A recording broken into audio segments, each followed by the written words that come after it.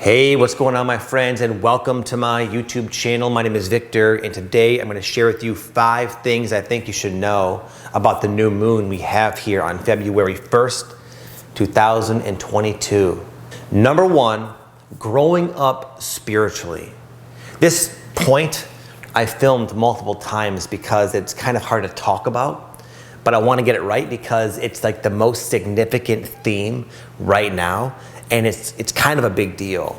What I mean by growing up spiritually, it's like we are saying goodbye to a certain version of ourselves that was not good or bad, but is no longer relevant for who we have become and where we are going.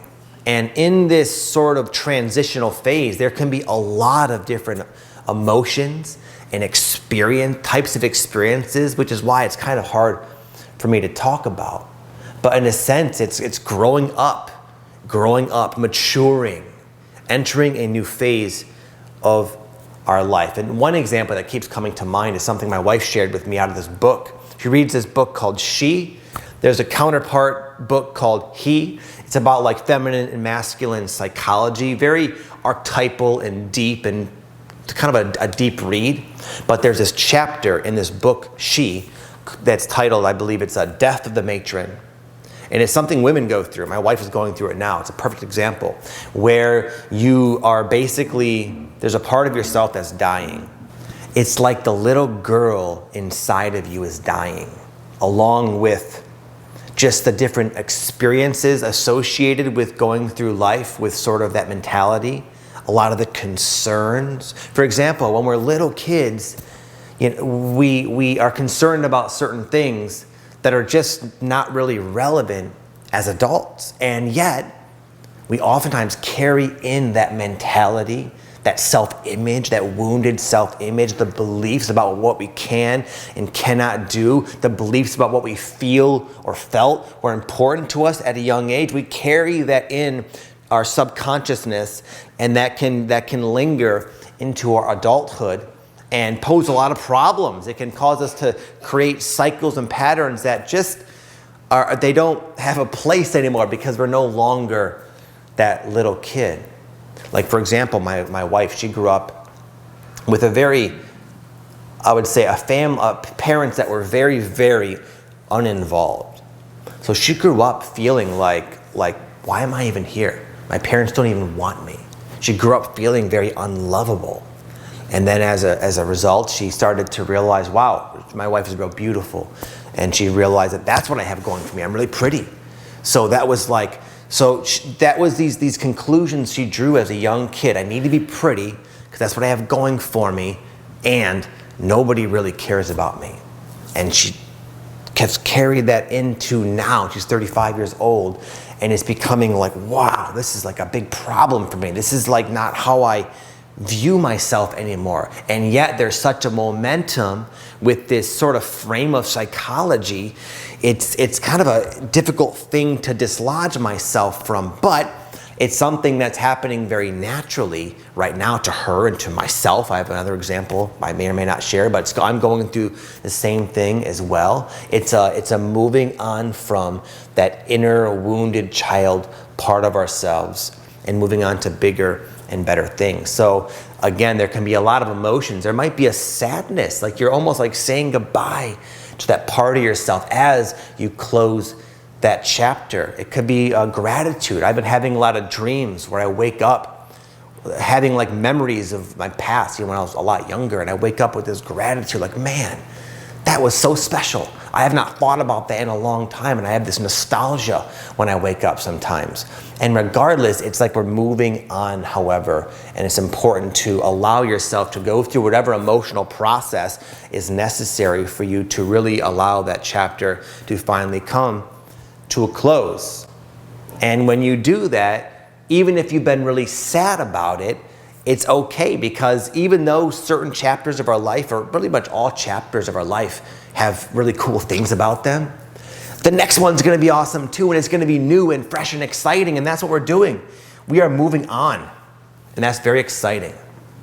One of the main things I've been letting go of myself that relates to this moving on is my daughter Maya. She's 12, going on 16.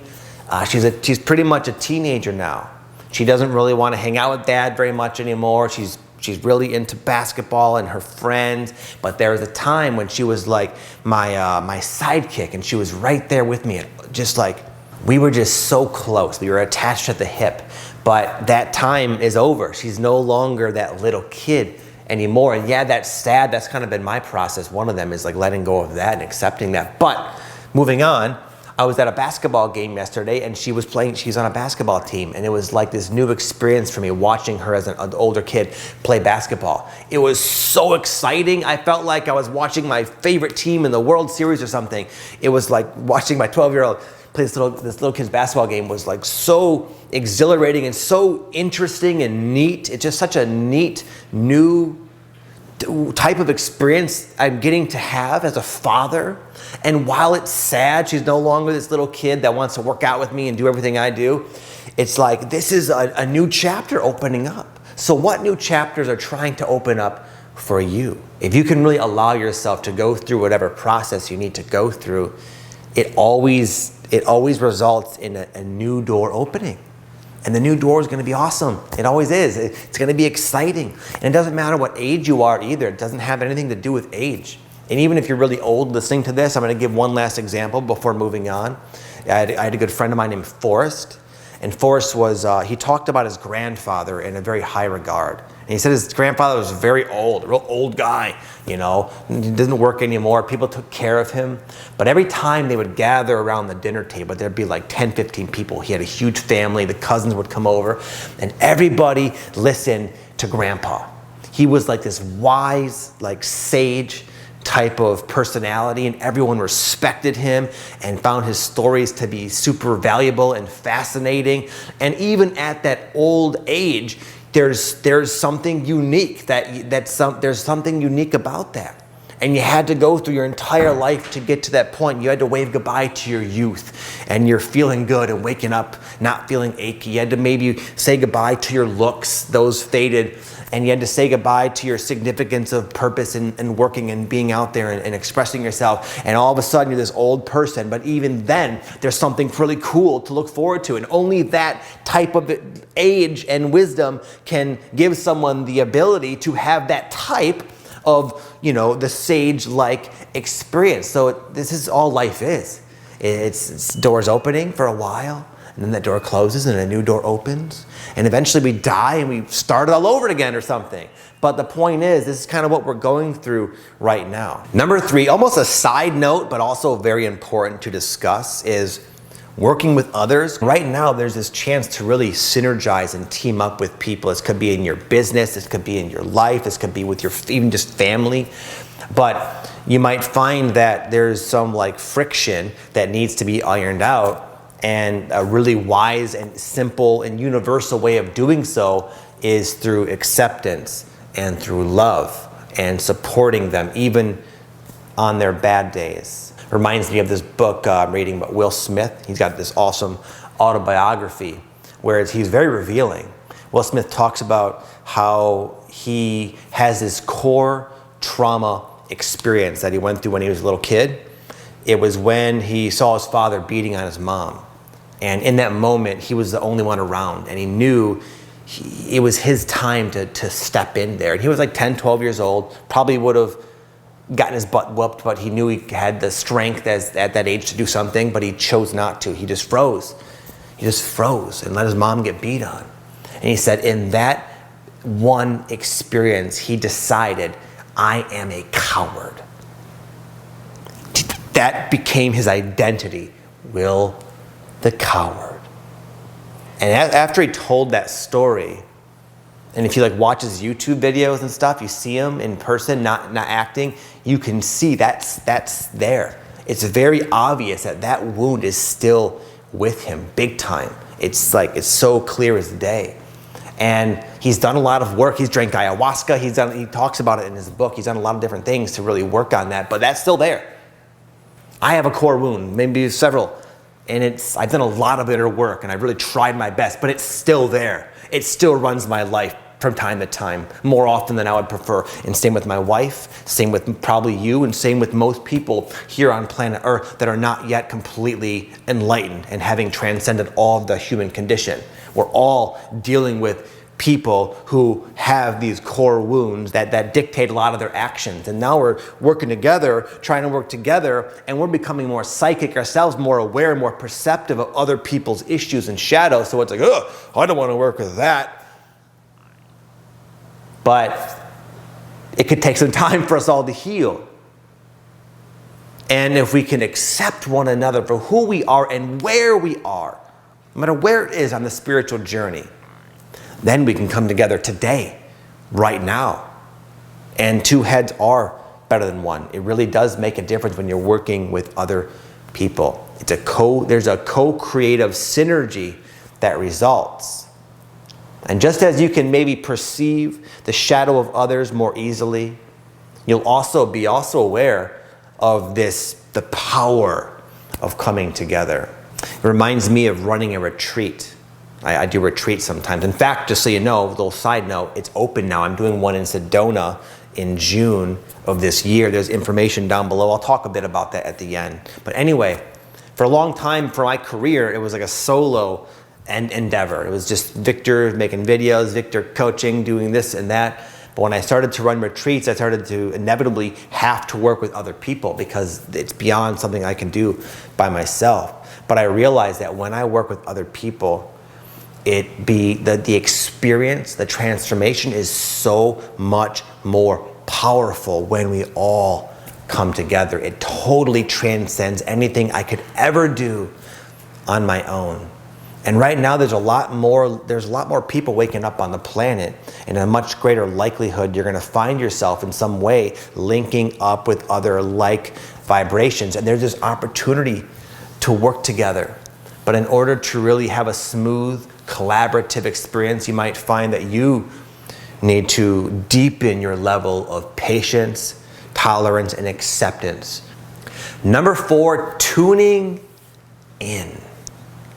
There's an opportunity for a lot of clarity where you can really streamline your intentions and energy and put it down a very clear path that for a long time it might have seemed foggy, but now it's like, whoo, this is it. This is what I've been searching for, and I got a good grasp on it, and I'm ready to go into it. There's that opportunity right now, but it's not something you're going to, this clarity of where to go in life. It's not going to come from something you're learning or reading. It's going to come from tuning in. I don't draw tarot cards for myself very often, but whenever I do, a lot of the times I get the tuning in card, which basically says, ask yourself, buddy, you know the answers, but you might have to quiet that monkey mind a little bit and step back from the doing and endeavoring to come into your own silence, to come into your own space where that quiet intuition can be sensed. And it won't take long, but it's hard not to, because it's kind of a fast-paced energy. There's a lot going on, as you can see, and I didn't really emphasize the fact of like going down a new path, but that's certainly a big element of it. And anytime we do that, when there's something, new doors opening, new experiences, as fun and exciting and exhilarating as it can be to embark on a new path, it can also be a little ungrounding, if you haven't noticed, where we get kind of lost in the excitement and it becomes a mental game. Kind of quickly and easily we can disconnect from our center as we're excited. But anyway, if you find that you have been stuck or you really need clarity, this is a phenomenal time, my friend. That I want to say, like, you're going to be way more perceptive, more open to the spirit world, more open to your intuition than usual. And things that might have puzzled you prior, if you give yourself just a few minutes of like counting a mantra or counting your breath or something relaxing like that, you might be surprised at how much clarity can just start to come to you from within. Number 5, coming to life in the moment. This sort of death of the old version of ourselves process can be a bit heavy. In fact, you may have noticed, I know for myself, I felt like I was a bit scattered during this video because there's something I'm going through right now. I'm doing my best to kind of keep it together and share this message with you. And moving on to these new huge doors are opening and exciting. And the wind is like a gust of wind is blowing us and it's making us ungrounded, making us need to tune in. That the working with others I didn't emphasize you may be experiencing can be quite challenging. When your shadow bumps up with another shadow, it can be very explosive and very challenging. And all this, there's a lot of transformation on many, many levels taking place right now. And it's leading to a very amazing but simple, life-changing but simple result. And that's living in the moment. I know that we've all heard living in the moment. We all know we should live in the moment, but when it comes down to it, it's just not easy to do all the time, obviously. But you might find that through this metamorphosis, this multifaceted shift you're going through, you might find that you're waking up to the moment, waking up to the fact that it's never going to be a perfect scenario. A lot of us are striving because we think there's something in the future that's going to allow us to relax. And then we can be happy. And then we can go for those walks every morning in the park like we fantasize about once things settle down. Then we can get to writing the book or expressing your purpose or taking up piano. Whatever it is we've been waiting to do, there's never going to be a perfect time to do that. There's always going to be something else we're waiting on to resolve. And that could be perceived initially as kind of a cold, hard fact of life, that it's never going to be perfect. It's never going to be as harmonious as we like to fantasize. But if we can really own that, then we can realize that we don't have to wait for anything. You don't have to wait to get up an hour early and start playing the piano. You don't have to wait to start carving out time out of your schedule and going for that walk. Even if you got stuff on your mind, you go on that walk. You'll go sit by the pond and feed the ducks. If whatever is there, you can do that. And I think that right now is this shift in consciousness we're all experiencing is making us aware of that. Wow, I could be living my dream life now in this moment. And as you start to really sink deeper into the moment, you'll start to realize how often we project ourselves into the future as a way of alleviating this sort of angst of the human condition. But as we stop projecting ourselves forward and accept the angst, accept the anxiety, accept the lack of completion in areas of our life, then we can sort of sink into like a bliss, like a real happiness that's not dependent on this or that circumstance wrapping up, or this getting done, or this slowing down, or this person changing.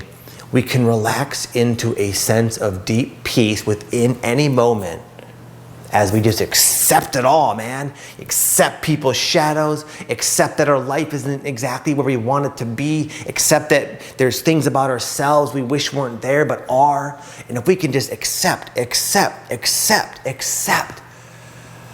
we realize, even though all that stuff's the way it is, I am happy right now. Before I go, my friends, I want to share with you a tip. I kind of unpacked a lot. I hope I did a good job not going off on tangents and keeping it kind of zeroed in for you. But there's a tip that can really help you through this entire process. You probably have no idea what that says. I'll read it to you. It says, "Let it be fun and easy." This is a phrase that for a long time I had written on my whiteboard for like a year. Let it be fun and easy. I heard it from a good friend named Melanie Beckler from the YouTube channel Ask Angels. And she advised me to do it. She said it's an affirmation she used. And it sounds like simple, and I'm not usually one to buy into the affirmations, but I'm telling you, when you really are repetitive with certain phrases like that, you'll be surprised at how it really does start to rewire your thinking and transform your attitude towards life. Now, all this stuff, all this like personal transformation I discussed, one of the main reasons it's happening is because the energy on the planet is shifting dramatically. The vibration of the planet is raising, and it's like this exponential, increasingly faster increase in frequency. And that's why we're all going through these like personal, spiritual, life-changing epiphanies and healings and so forth. But also, because of that same increase in frequency, your ability to manifest the physical life that you prefer is faster and easier than ever. Before, there was such a lag where beliefs would take a long time to manifest physically, and you almost couldn't even trace it back. So we are just sort of like reacting to physical reality because of our deep unconsciousness. But now we're becoming more conscious, and things are happening faster. So it's like something like this, let it be fun and easy. If you like repeat that to yourself and see it and pace it places and remind yourself of that for like a day or two, you'll find that, holy cow, life can be a lot more fun and a lot easier when I choose to allow it to be. I tested this a little while back, and I mentioned the Sedona Retreat. I'll talk about that in a second, but that this springs something to mind. My very first Sedona Retreat I've ever done, I was so terrified. It was like 2 years ago. It's something I'd never done before. And I was so nervous. And every time as we were getting closer to the retreat, even though it was something I felt guided to do, I would just have this anxiety, this fear, like, oh my God, I don't know what I'm doing. I don't know how this is going to work. It's so unknown for me. And I realized I can't show up to the retreat with all these nerves. And I decided to try something like this. I programmed myself. I had this thing. It was not this. I wrote something on my whiteboard that went along the lines of, I am fully prepared and excited for Sedona. And I'd get in my room and I'd see it, and I would say that. And every time I would say it, the feeling of being prepared and excited, it would get deeper and deeper and deeper and deeper into my body. In fact, just saying it now, for the first time in a while, I felt like a shift in myself. So you say, like, let it be fun and easy. Let it be fun and easy. That meaning really sinks into your subconsciousness in a very real way. And I'll tell you what, I showed up to that first retreat, I was on point, I was on fire, and it was amazing. And these little affirmations can be a huge deal right now, especially because there's so many emotions sort of flailing up at you. You don't have to take this one. What would be a cool thing to remind yourself of?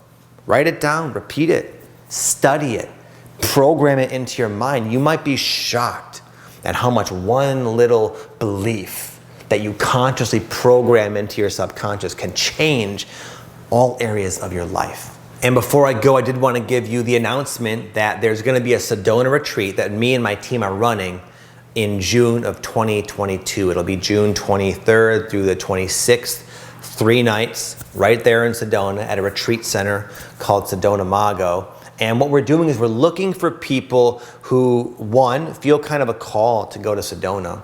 Because Sedona, believe it or not, is an extraordinary place. There's a reason why we travel now to do these retreats in Sedona, because the energy there, it's like some of the highest vibrational energy on the entire planet.